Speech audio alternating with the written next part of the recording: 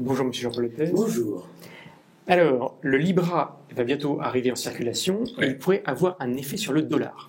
Oui, normalement dans quelques mois, le Libra va se développer, s'étendre avec une énorme campagne publicitaire et avec des sponsors considérables, des très grandes entreprises et un système qui est normalement garanti et qui sera installé en Suisse.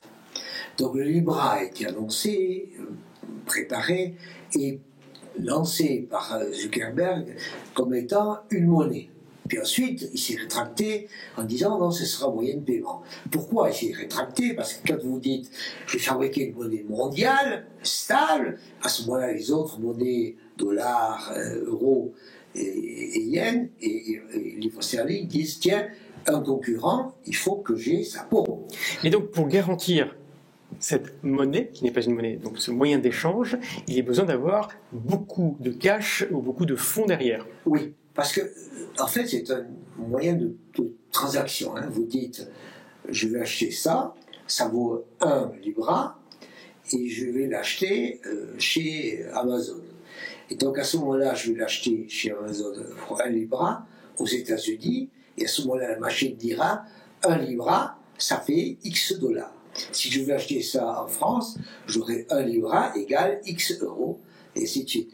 Et donc le taux de change serait garanti. Le taux de change serait garanti parce qu'il faudrait bien que j'achète des milliards de bons du trésor des différents pays, on parle de 100 milliards, pour garantir cette devise et que les gens acceptent les transactions là-dessus.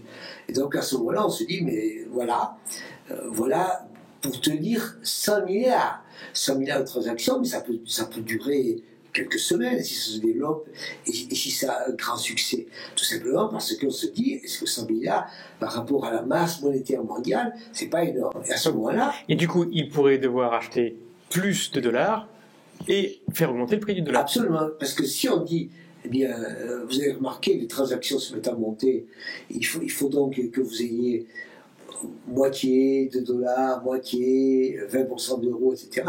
À ce moment-là, il faut que vous achetiez du dollar, et donc vous allez faire monter le dollar. Et donc on va dire, tiens, donc vous avez trouvé un système qui fait que, en réalité, vous faites monter le dollar encore plus qu'il monterait Et l'euro ne pourrait pas être impacté de la même façon? Pas mécaniquement non, puisque la part prévue pour le dollar est 50 et quelques pourcents à peu près dans le Libra et 20 et quelques pourcents pour l'euro. Et donc, en réalité, dès lors qu'il y aura plus de transactions, ça fera monter davantage le dollar que l'euro.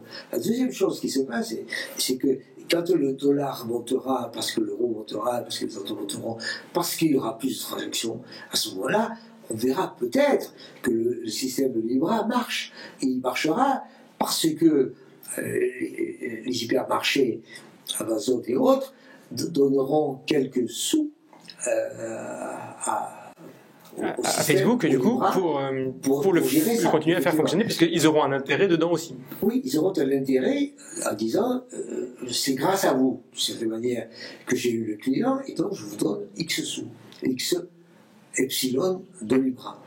Pourquoi c'est obligatoire? Tout simplement parce que les centaines de milliards qui seraient la garantie du Libra, a priori, ne rapporteront rien. Aujourd'hui, si vous avez 100 milliards, vous avez la moitié en dollars, ça vous rapporte un 7. Si vous avez du dollar, si vous avez de l'euro, ça vous rapporte en fait très peu négatif.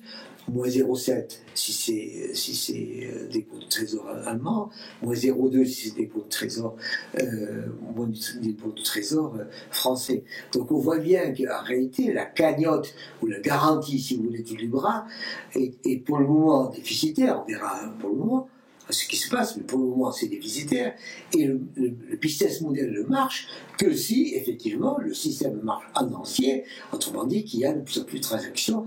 À ce moment-là, il y aura de plus en plus besoin de dollars et le dollar montera. Et à ce moment-là, M.